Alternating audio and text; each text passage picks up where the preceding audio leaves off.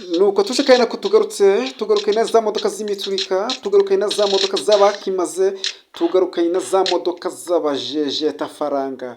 Ariko ubundi niba atari ukumvuna ushaka iyihe modoka koko, ko nakoze icyo nagombaga gukora nkakuzana kuri Brashari TV.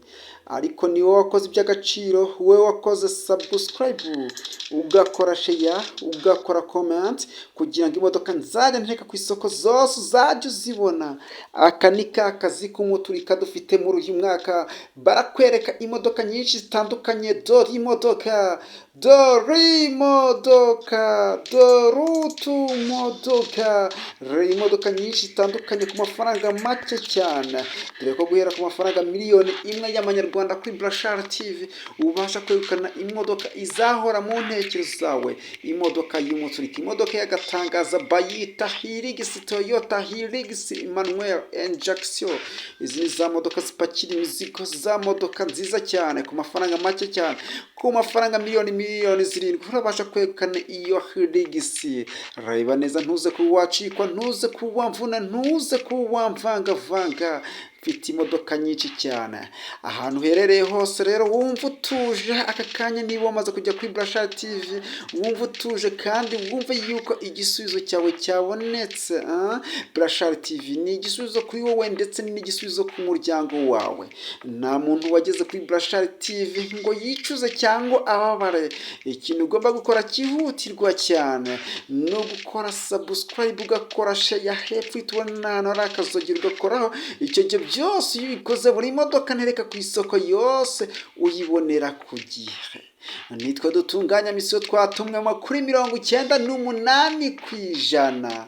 Uzumva byinshi kuri Brashari TV, bimwe bikore ku mutima, ibindi bikore mu bwonko, ariko ibyinshi bizagusigira isomo.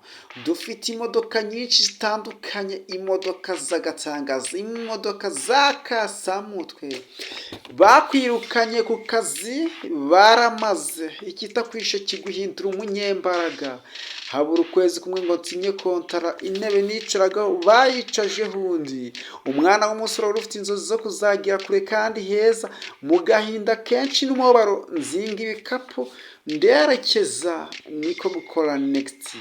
Ibikurikiye Brashari TV, Brashari Special Technician Society icuruza imodoka biri ku rwego rwo hejuru, kwamamaza biri ku rwego rwo hejuru. Ndagushimiye, ndatekereza ko umeze neza kandi uri amahoro.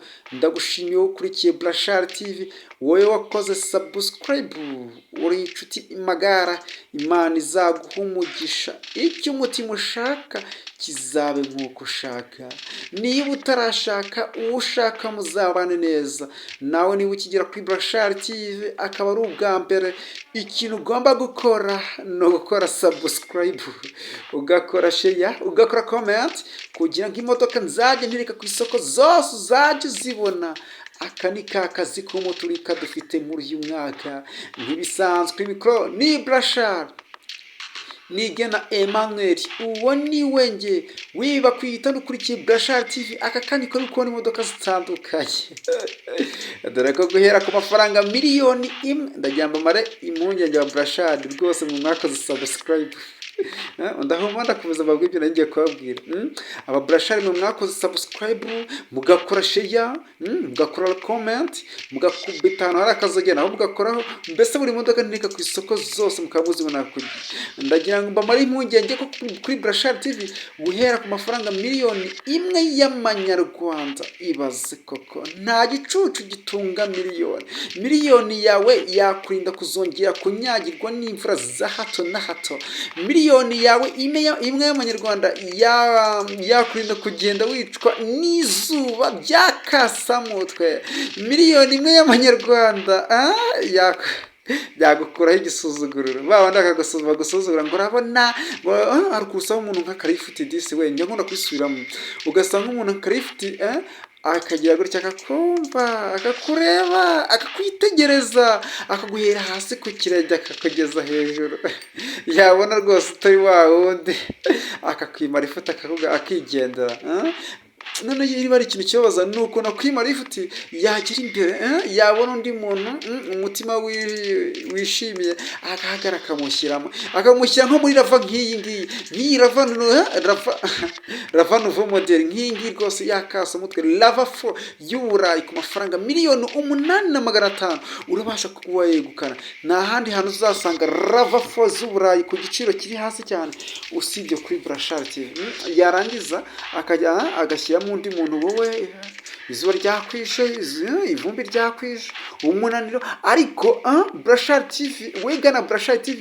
Burashari TV nakubwiye ngo ni igisubizo kuri wowe ndetse n'igisubizo ku muryango wawe. hanyuma tugufashe tuguhereza imodoka nziza.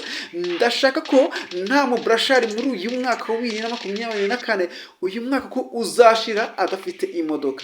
niba ufite inzozi zo kuzatunga imodoka, niba warakunze imodoka, niba ukunda ibyo nkora, ndashaka kuha imodoka kandi nkayiguhera ku giciro kiri hasi cyane, nkayiguhera ku kiranguzo. imodoka nkayiguhera ku kiranguzo, hanyuma nawe ukijyana imodoka. ahangaha kuri Burashari TV dutangira imodoka ku kiranguzo. ariko ubundi niba atari ukumvuna ushaka iyihe modoka koko, mbwiza ukuri, niba atari ukumvuna ushaka iyihe modoka, dufite A26 Verso ku mafaranga miliyoni 8, dufite Altis ku mafaranga miliyoni 6,500, dufite Hatchback ku mafaranga miliyoni 6, dufite Yaris Sedan ku mafaranga miliyoni 7, dufite imodoka zitandukanye, dufite Benz C180 ku mafaranga miliyoni 4, dufite Benz 190 ku mafaranga miliyoni 5,500, dufite Toyota Corolla Coupe y'imiryango yose ku mafaranga miliyoni 5,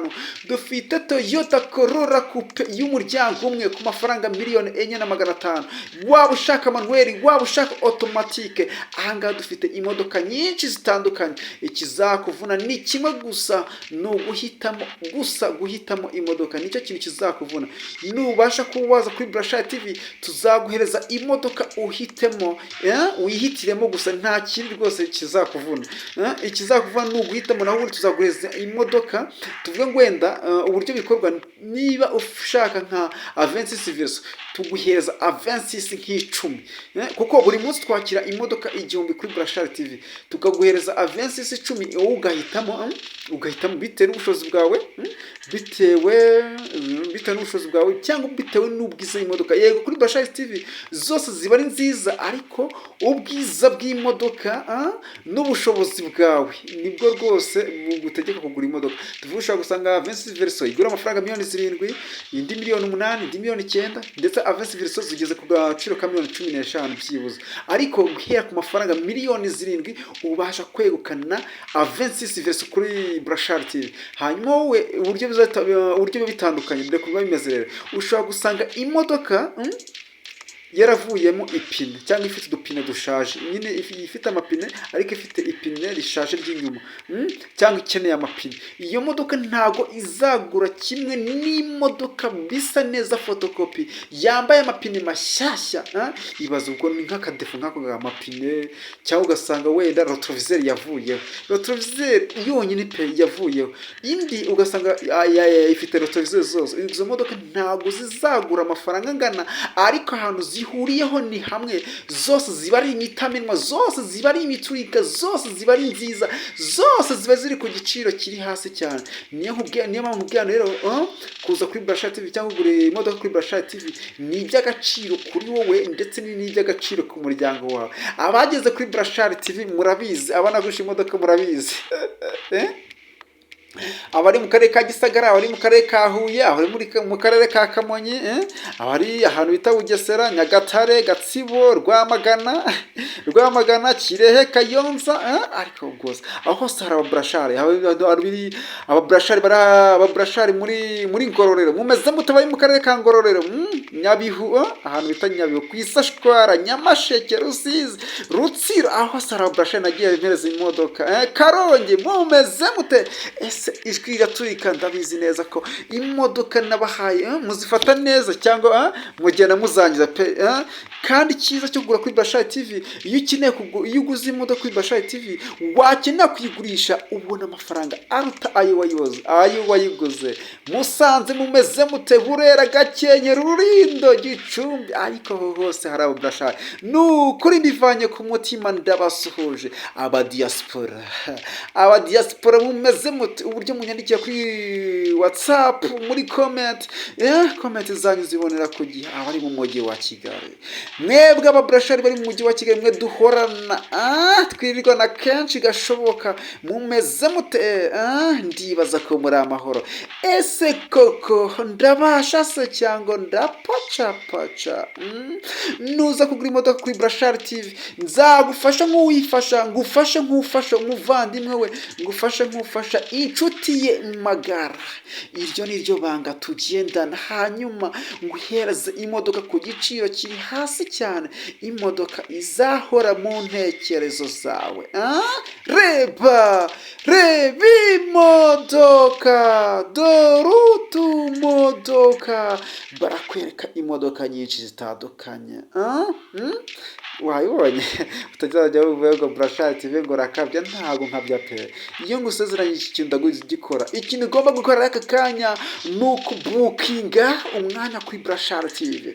Duhamagare kuri 0788497423, nizo nimero ubona kuri screen ya Bashari TV. Hanyuma izo nimero duhamagara ubuking umunsi, ubuking umwanya, ufata umwanya uzaza kuguraho imodoka, dore ko ku munsi twakira umuntu umwe, hanyuma isi yo tukayitunganya kuri 98%.